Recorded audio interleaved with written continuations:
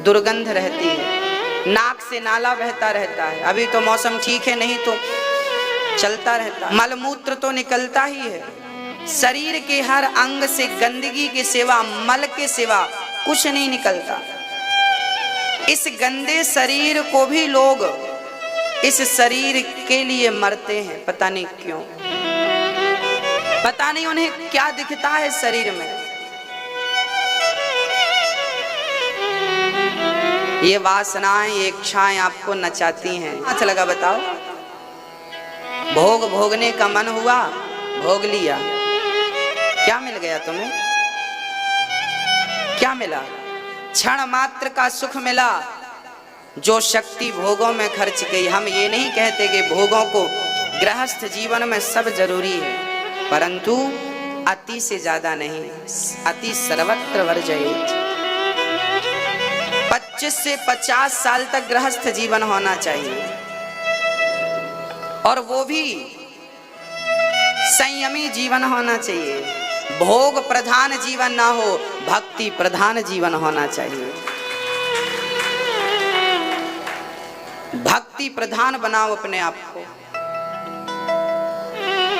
पहले के लोग भी भोग भोगते थे, परंतु वो केवल अच्छी संतान के लिए मिलन करते थे। कयाधु और हिरण्यकश्यपु का मिलन हुआ तो प्रहलाद प्रकट हुआ। सुनीति उत्तानपाद का मिलन हुआ तो ध्रुव प्रकट हुआ। पहले के मिलन से ध्रुव और प्रहलाद पैदा होते थे, विवेकानंद पैदा होते थे, रामकृष्ण परमहंस पैदा होते थे, तुलसीदास, कबीरदास, सूरदास पैदा होते थे, मुक्ताबाई, कर्माबाई, मीराबाई पैदा होती थी। आज के मिलन से, क्योंकि भोग की कामना लेकर के आप बच्चे उत्पन्न करते हैं इच्छाओं की पूर्ति के लिए, इसलिए बच्चे भी पैदा होने के बाद जब बड़े होते वो भी भोगी ही रहते हैं। इतना भोग भोगने के बाद भी उसकी इच्छाएं हैं कि तृप्त नहीं होती। मुझे पता है, आग में जितना घी डालोगे ना उतना धधकती है, भड़कती है। इसलिए आग में घी नहीं डालना। बुझाना हो तो पानी डालो, बढ़ाना है तो घी डालो। आपकी इच्छाएं बढ़ती हैं, बढ़ती हैं। किसी स्त्री को देखा, किसी पुरुष को देखा, इच्छाएं और भड़कने लगी। क्यों भड़कती हैं? इसके पीछे कारण है। क्योंकि जो सांड होता है ना, बैल, वो यदि खूंटे से ना बंधा हो तो उत्पात मचाता है, और खूंटे से बंधा हो तो उत्पात। हम भी आपसे यही कहना चाहते हैं कि ये जो तुम्हारा मन है ना, ये सांड है, क्षति पहुंचाएगा ये मन आपको बहुत बड़ी। इसमें नुकसान पड़ोसी का बिल्कुल नहीं है, नुकसान मेरा नहीं है, नुकसान केवल केवल आपका है। ये मन के सांड को प्रेम और भक्ति के खूंटे से बांध दीजिए, और जब बंध जाएगा तो ये कंट्रोल रहेगा। एक डॉक्टर के पास एक मरीज गया। मरीज ने कहा, गुरुजी, डॉक्टर साहब डायबिटीज है, शुगर की बीमारी है, शुगर बढ़ गई, 400-500 हो गई। डॉक्टर ने कहा, सुनो, ये लो तुम गोली, और गोली के साथ तुम्हें परहेज करना पड़ेगा। नहीं पीनी, खीर नहीं खानी, मीठा, क्योंकि शुगर है ना। तो गोली तो लेना है, साथ में क्या करना है? यदि हम गोली लेते रहें और शक्कर खाते, चाय पीते, मीठा खाते, तो क्या शुगर ठीक होगी? मेरी माँ आपसे पूछ रहा हूँ।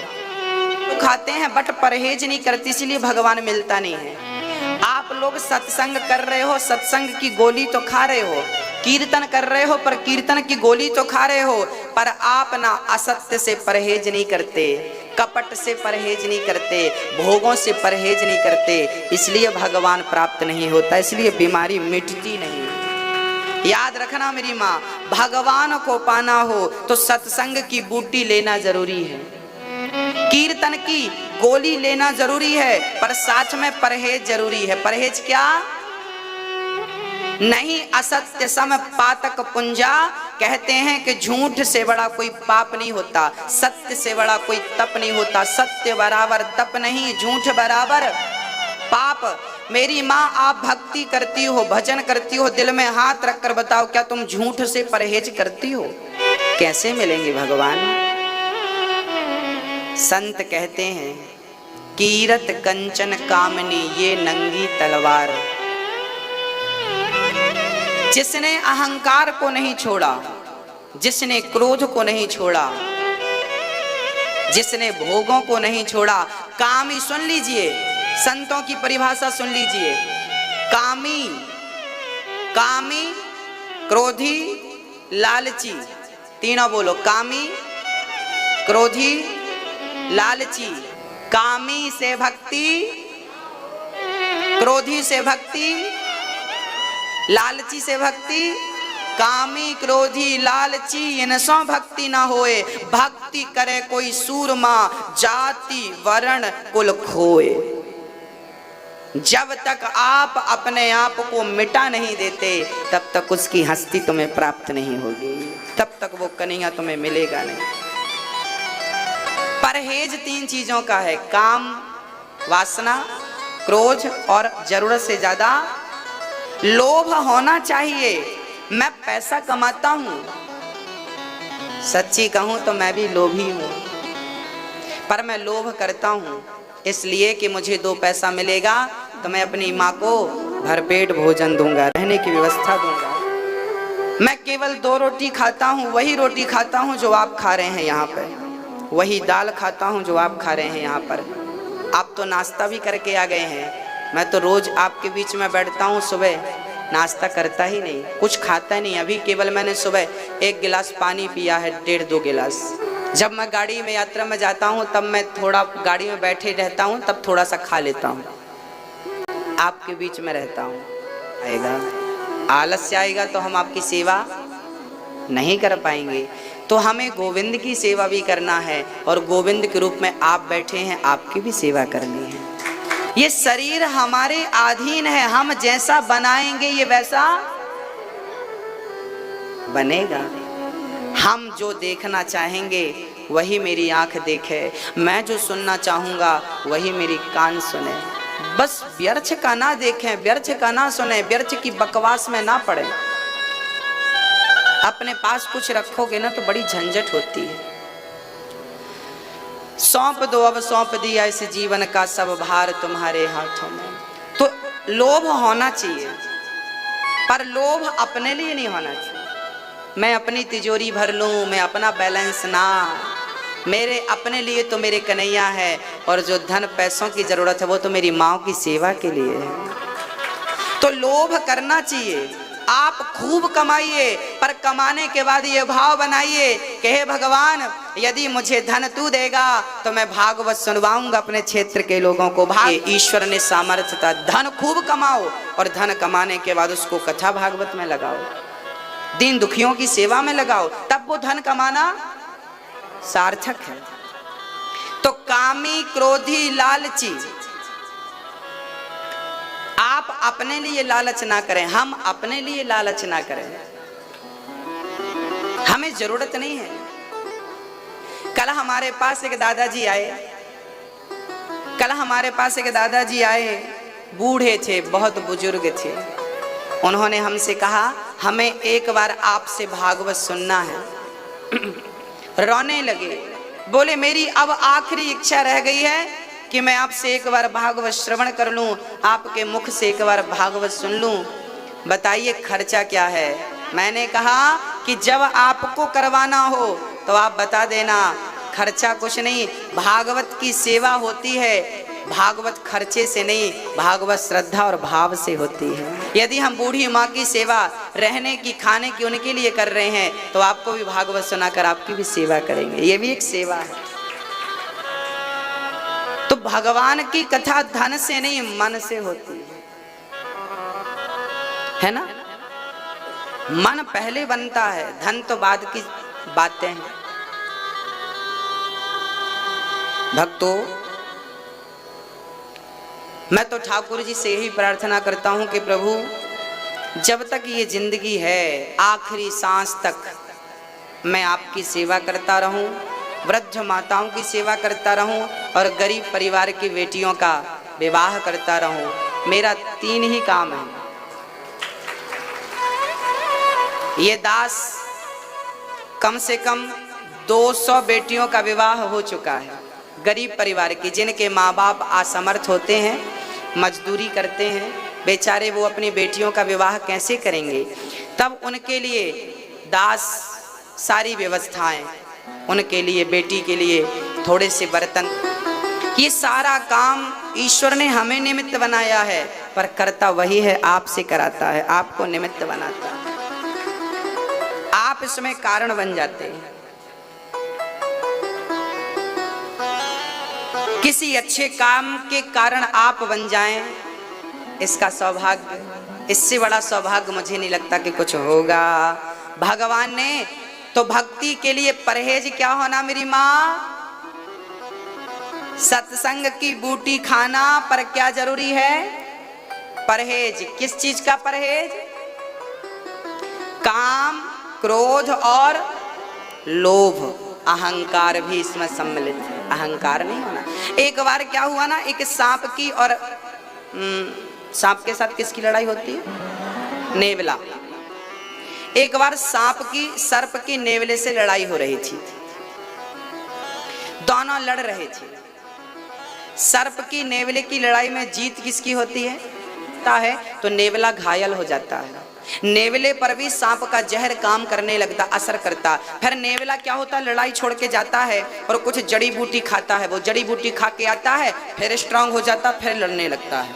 फिर वो घायल होता, फिर जाता कुछ खा के आता, पता नहीं क्या खाता है, उसको पता है। वो खाता है, फिर आता है, फिर लड़ता है, और ऐसा लड़ते लड़ते वो सर्प को पराजित कर देता है। हमारे गुरुजी ने कहा कि ऐसे आपको करना चाहिए। हमारी भी लड़ाई चल रही है काल से, सर्प है काल, हम भी काल से लड़ रहे हैं। काल हमें रोज मार रहा है।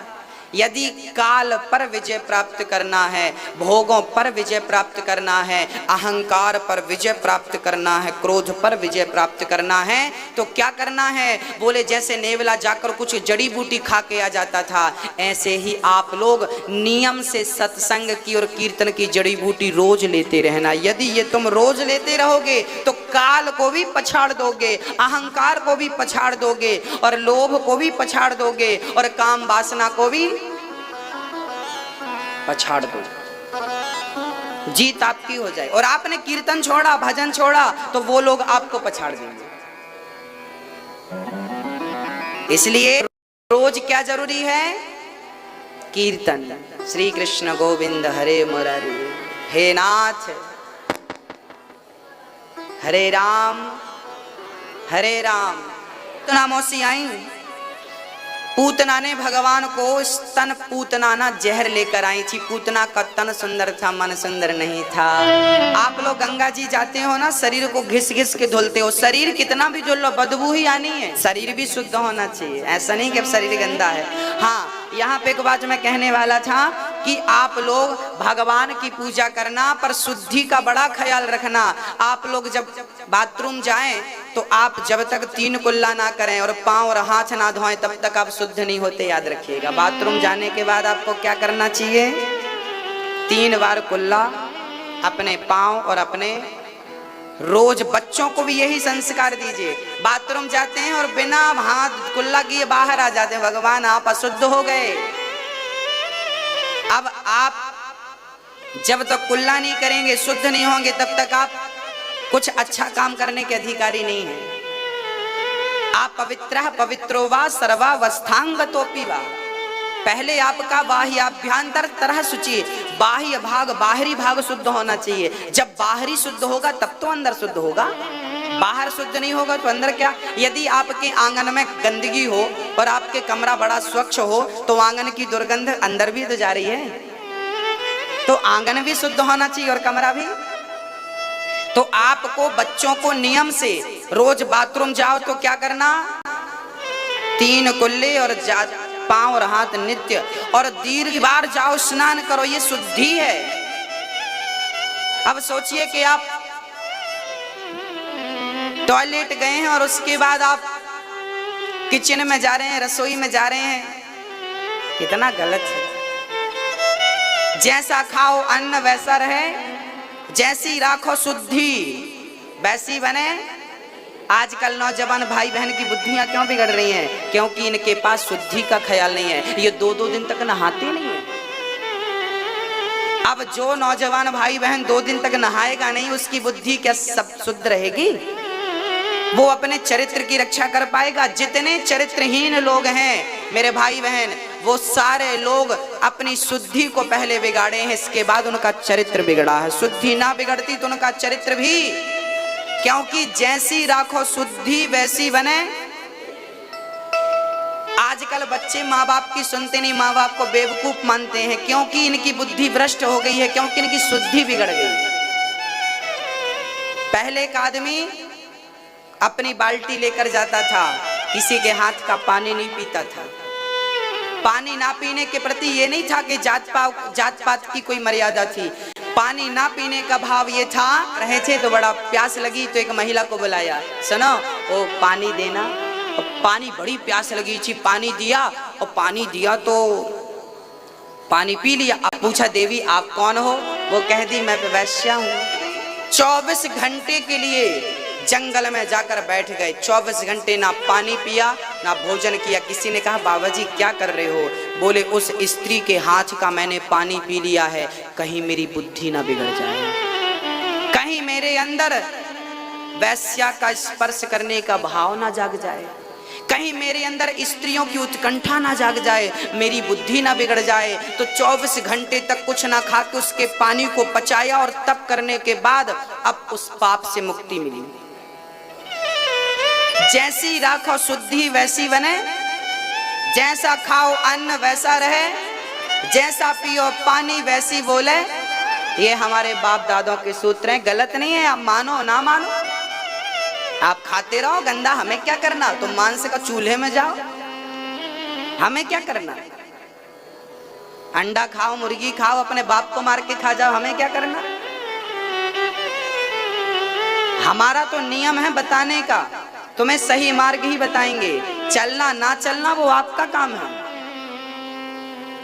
तो शुद्धि बुद्धि, पानी वाणी, अन्न मन, इसका विशेष ख्याल रखिएगा। बच्चों की बुद्धि बिगड़ने का कारण केवल उनकी शुद्धि है। 2-2 दिन तक ना नहाना, बिस्तर में पड़े पड़े चाय पीना, ये खाना फिर नहाना। राम राम राम राम राम।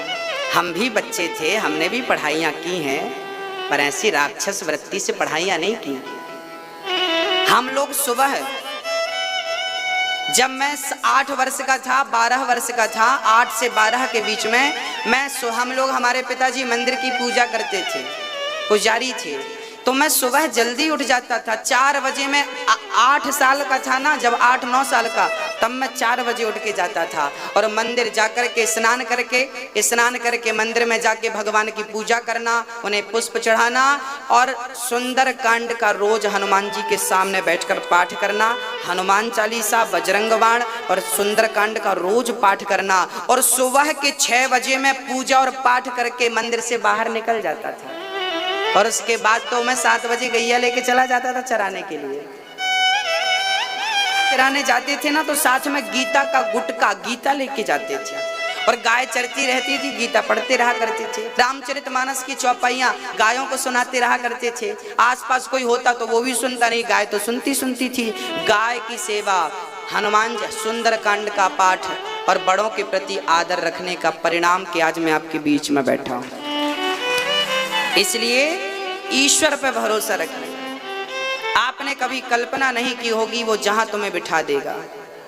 बस विश्वास हो और सच्ची श्रद्धा हो, किसी का बुरा ना करने का भाव। हम किसी का बुरा, बस हमारा बुरा हो चलेगा।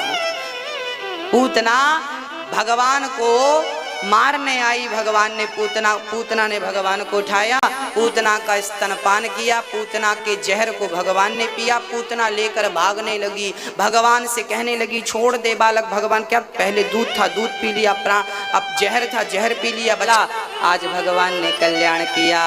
अहो बकेयम स्तनकालकूटं जिघांसयापाययदाप्यसाध्वी लेभे गतिं धातृचितां ततोऽन्यं कम्बादयालुं शरणं व्रजेम। भगवान अहोबकीयम पूतना, भगवान बकासुर की अहोबकीयम स्तन का, बकासुर की बहन बकी अर्थात पूतना भगवान को स्तन पान करा के मारना चाहा, पर भगवान ने उसकी भी वो गति कर दी जो माँ यशोदा माँ देवकी की करने वाले थे। न जाने कौन से गुण पर दयानिधि रीझ जाते हैं, यही सदग्रंथ कहते हैं, यही हरि भक्त। पूतना ने अपनी माँ का उद्धार किया, पूतना मौसी का। एक दिन भगवान करवट बदले तो भगवान को मारने सकटासुर आया, भगवान ने छकड़े पे बैठे सकटासुर का उद्धार किया। तृणावर्त आया, भगवान ने तृणावर्त का उद्धार किया। श्री गर्गाचार्य जी आ गए। गर्गः पुरोहितो राजन यदूनां सुमहातपः व्रजं जगाम नन्दस्या वसुदेव प्रचोदितः। गर्गाचार्य जी आए, नंद बाबा ने कहा मेरे छोरा को नामकरण करो। तब गौशाला में गोबर से लीप कर कलश स्थापित करके और ठाकुर जी ने नामकरण संस्कार किया है। यशोदा आपकी गोद में रोहिणी का बेटा बैठा है, इसका नाम होगा राम। पर बल अधिक होने के कारण लोग कहेंगे बलराम अयम ही रोहिणी पुत्रो रमयन सुहृदयो गुणे आख्यायास्ते राम इति बलाधिक्यात् बलं विदुः। यशोदा ये जो आपका बेटा रोहिणी की गोद में, इसका नाम होगा शुक्लो रक्तस्तथा पीतः इदानीं कृष्णतां गतः। तेरे पुत्र का नाम होगा कर्षति कृष्णः, जो भक्तों के मन को अपनी ओर आकर्षित कर ले, उन्हीं का नाम है श्री कृष्ण। बोलिए कृष्ण कन्हैया जय। भगवान का नामकरण संस्कार हुआ। संस्कार चीज क्या, कितने संस्कार होते हैं हमारे सनातन धर्म में? कितने? 16 संस्कार में सबसे पहला संस्कार है गर्भाधान संस्कार। इन्हीं संस्कारों में माँ बाप की सेवा करना भी संस्कार है, माँ बाप के प्रति श्रद्धा रखना भी संस्कार है, बड़ों के प्रति आदर रखना भी संस्कार है, मीठी वाणी बोलना भी क्या है? संस्कार है। एक बार कुएं में कुछ स्त्रियां पानी भर रही थी, 1.5-2 लाख रुपए मिलता है। दूसरा बेटा निकल गया, ये देखो ये मेरा बेटा आया है त्योहार में घर पे, ये निकल गया बाजू से। तब तक तीसरी बोली मेरा बेटा तो बहुत बड़ा इंजीनियर है, बड़ी बड़ी मल्टियां बनाता है, हाँ कई करोड़ रुपए कमाता, करोड़पति बन गया। तब तक उसका बेटा निकल गया, देखो ये मेरा बेटा है। उन तीनों ने चौथी से कहा बहन तेरा बेटा कैसा है? अब तीनों ने सिर पे घड़ा रखा और गांव की तरफ जाने लगी। तब तक चौथी का बेटा आया, कहने लगा माँ मेरे होते हुए आप अपने सिर पे घड़ा रखोगी? लाओ। अपने माँ का घड़ा अपने सिर पे रख के आगे आगे जाने लगा। चौथी ने कहा ये मेरा बेटा है। बेटा इंजीनियर बन गया, बेटा डॉक्टर बन गया, बेटा पायलट बन गया। परंतु इतना बड़ा बनने के बाद माँ की तरफ देखा भी नहीं, माँ के भार को अपने कंधे पे लिया ही नहीं। तो बेटा होने का और बेटे की कामयाबी का फायदा क्या? कामयाब बेटा वही है जो माँ बाप के बोझ को अपने कंधे पे रख ले, और माँ बाप को अपने कंधे पे रख के चारों धाम की चुका सकता है। इतना पैसा है बच्चे के पास कि चुकाएगा? नहीं चुका सकता। अपना शीश काट दे तो भी माँ बाप का ऋण कभी नहीं चुका सकता। इसलिए ऋण नहीं चुका सकता, पर जितना कर सकता है वो करे। ईश्वर कृपा दृष्टि बनाएगा। कहते हैं माँ की दुआ कभी खाली नहीं जाती, और ये बात तो भगवान से टाली नहीं जाती। जैसा कि कल हमने कहा था, मैं कल उन माँ बाप से मिलाऊंगा जो आश्रम में रहना स्टार्ट कर दिए। कल मिलाऊंगा आपको। भक्तों आप लोग भी, अच्छा आप आए हैं, आप आए हैं, आ जाइए यहाँ आइए। मैया आई हैं, भैया जी भी आइए। मैया नहीं आई, कल लेके आइएगा कल मैया जी को।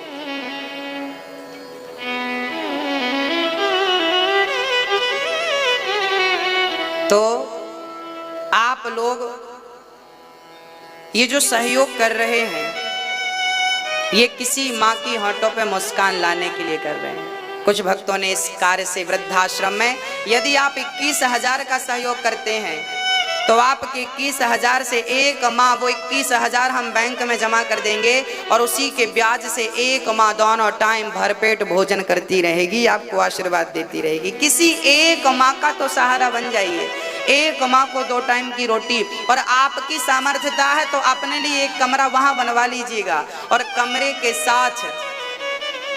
के साथ जब तक आप रहेंगे वो कमरा आपका